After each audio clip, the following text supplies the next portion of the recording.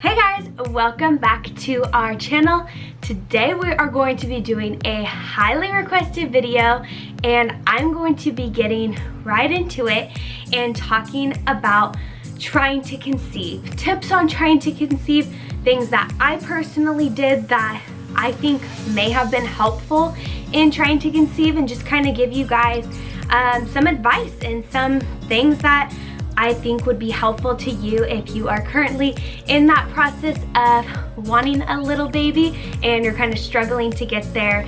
Here's some tips and tricks that may help you. So let's just go ahead and get right into the video. Alrighty, well, I have my tips written here on my phone to help me remember, because pregnancy brain is a real thing, and if I don't write things down, I will 100% forget them. So before we get started, I just want to kind of preface this video and say that I am currently pregnant. I'm currently 23 weeks pregnant, so almost 6 months there, and I'll just go ahead and show you guys my baby bump. So here is my bump. It's getting bigger and bigger every day, which is really fun. But before I got pregnant, obviously I got pregnant 23 weeks ago. Before that, I did have 2 miscarriages, as well as a chemical pregnancy. It took us probably about 1.5 years to conceive. Through that, through conceiving, this would now be the 3rd time that I'm pregnant, and through that period of time, I do think that I have learned some things that were helpful to me. I did do some things differently, and so I did want to share those things with you. I think first and foremost, if this is your first time trying to conceive, you haven't tried to conceive previously or anything like that, and you're like, now's the time that I want a baby, it's happening, here's the first thing that I would recommend to do. The first thing is tracking your cycles and tracking your ovulation, because that's very important and very key in trying to conceive, is knowing when you ovulate, because there's only a small window in each month where you can actually get pregnant. So I would recommend using an app. The app that I use, I will go ahead and show you. It is this little app right here with the flower on it, and it is called Period Tracker.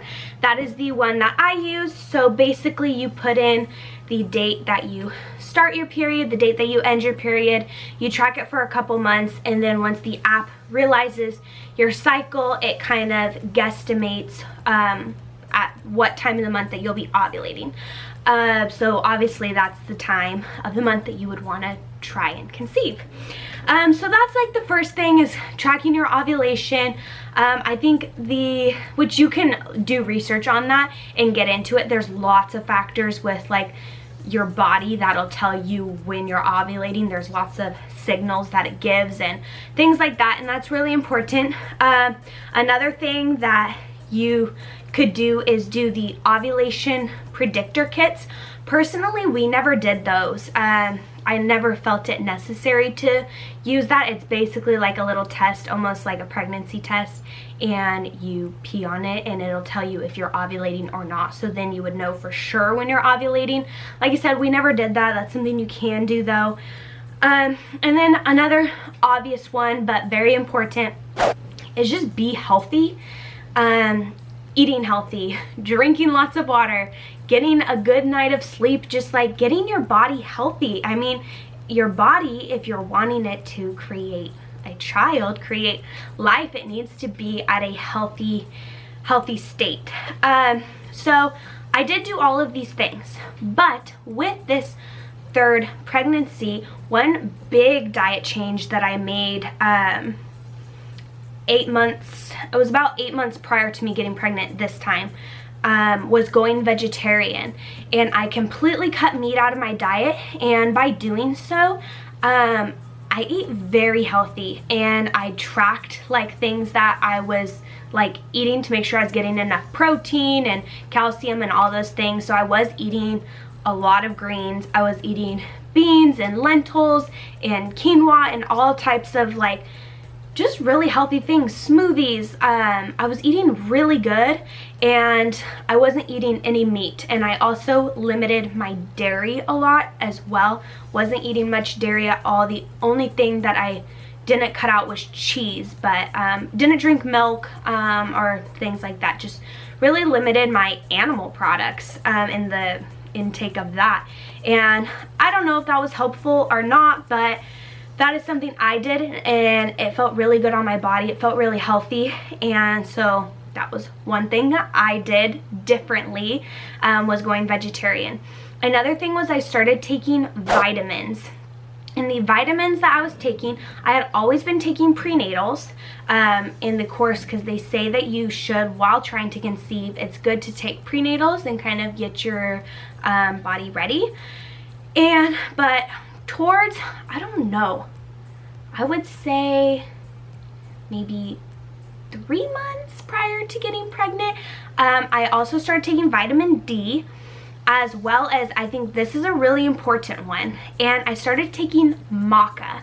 So it's a vitamin called maca. It's all natural, and it's very good for you. You can do your research on it. Basically, it's really good for women and men hormonally. Josue actually was taking, my husband was taking it as well, because it's good for both male and female reproductive hormones and things like that. So that was a vitamin that we did start taking pretty, like I said, probably 2 to 3 months before I got pregnant. So was that helpful? Maybe. So maca vitamin was something that we did differently. Another thing that I did was I switched over, I don't know how far before I got pregnant, probably within 6 months before getting pregnant, I switched a majority of my products, household products, skincare products, to natural, and became really conscious about, for one, the food that I was eating, making sure the food that I was eating was organic and non-GMO, as well as the products that I was using. I switched my body wash, my body lotion, all of my skincare products, you know, my face wash, face lotion, but I do try to use a lot of natural products, as opposed to, if you look at the ingredients on things in the stores, whether it be skincare or food you eat or something, there's a lot of weird stuff in it. And so I would do your research and try to switch over to natural products little by little.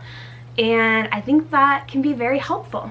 All right, another thing, and I think that this next one, out of all of the things that I did, is the biggest and the most important thing, and that is being stress-free, relaxing, and not trying, if you will. The thing with trying to conceive is it can be very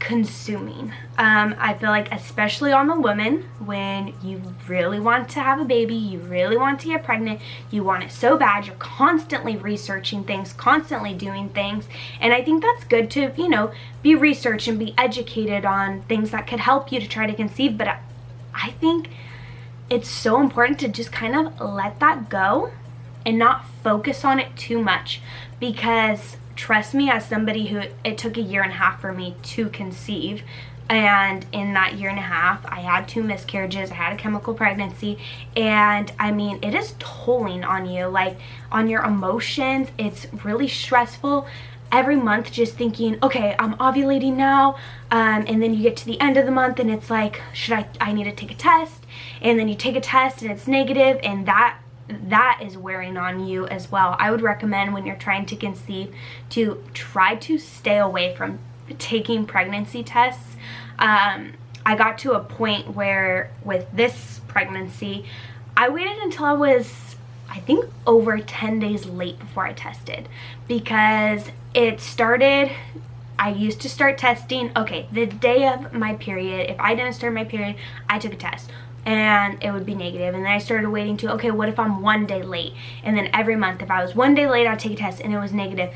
And it's just like, that is mentally, I mean, you'll know if you've tried to conceive for a long time, it like, it's on, for me at least, it was almost better for me to not test and then just kind of, okay, I started my period, I'm not pregnant, okay. Fully let go and realize that, okay, this will happen in God's perfect timing. It'll happen when it happens. It's not healthy to stress yourself out, and you're not gonna get pregnant by stressing and thinking, okay, I want to get pregnant, I need to get pregnant now, I need to get pregnant this month and stuff. It's not healthy. I'll just say that. And I think something for me that helped me fully let go is, like I said, you can tell yourself, yeah, I would tell like people, like, you know, my mom or my husband, they would be like, you can't stress on it and stuff, and I would be like, I'm not stressing on it. And I feel like what really helped me let go was going on vacation.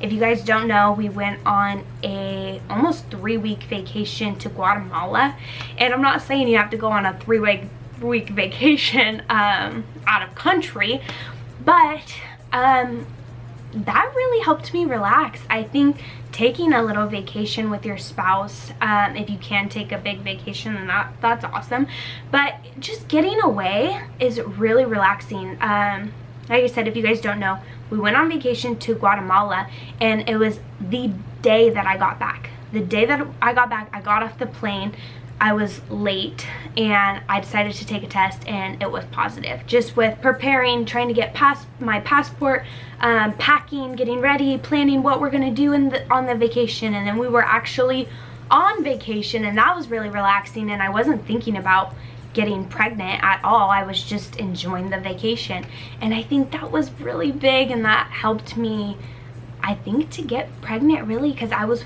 fully relaxed. I had fully let go.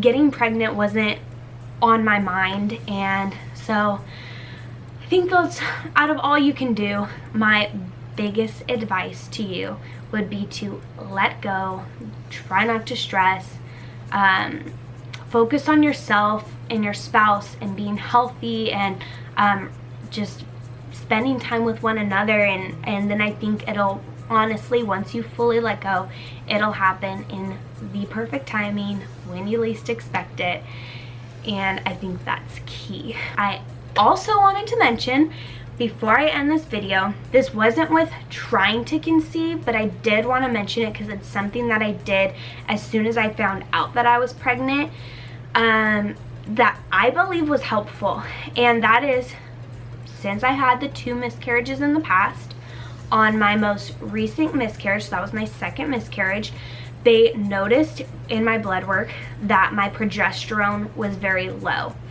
Now, this is kind of like a controversial, if you will, thing on taking progesterone if you've had miscarriages, because some doctors will say, well, your progesterone dropped because your body was saying you're gonna miscarry, where other people think, okay, well, maybe I just have a low progesterone and my progesterone was low and that caused the miscarriage. So anyway, with my last miscarriage, she noticed that my progesterone was low, so I asked if I could take progesterone. I think it was already too late at that point, and she prescribed me progesterone. I started taking it. It didn't do anything. Like I said, I felt like it was too late, and I ended up miscarrying, and then 4 months later I got pregnant. I still had that progesterone. As soon as I found out I was pregnant, I found out I was pregnant really late at night when we got back from Guatemala. The next morning I started taking the progesterone, and I took it twice a day. I took it in the morning and at night before I went to bed. I do think that that was helpful. I don't know if, okay, this pregnancy was gonna happen because it was gonna happen, or maybe I was low on progesterone. I ended up switching doctors, and so I told that doctor that I'm taking progesterone, and she basically told me, like, it doesn't matter, you don't need to take it, it's not proven to be helpful, she said, but I just myself felt more comfortable taking it, so I continued taking it, and I took it until, they say that you should take it until you're like 12 weeks, until you're out of like your first trimester, but I ran out of it, and my new doctor wouldn't prescribe me anymore, because she said she doesn't think it was helpful. But I took it until I was 9 weeks pregnant, and I do think that that might have helped. So look into that as well. If you've miscarried before, I would recommend that, maybe talking to your doctor about when you get pregnant, the next time to check your progesterone levels and maybe start taking it as soon as possible. But that is all of my tips on trying to conceive. So I hope that that was helpful. If anyone out there watching this is trying to conceive, my heart goes with you. I know that it is it can be such a hard process, especially when you want to be pregnant so bad. But hang in there, it'll happen in God's perfect timing, and it'll happen. So my prayers are with you. And yeah, I hope that this video was helpful. If you guys liked this video, give it a thumbs up. Also be sure to subscribe to our channel to see some updates on my pregnancy. And yeah, I'll see you in the next video. Bye!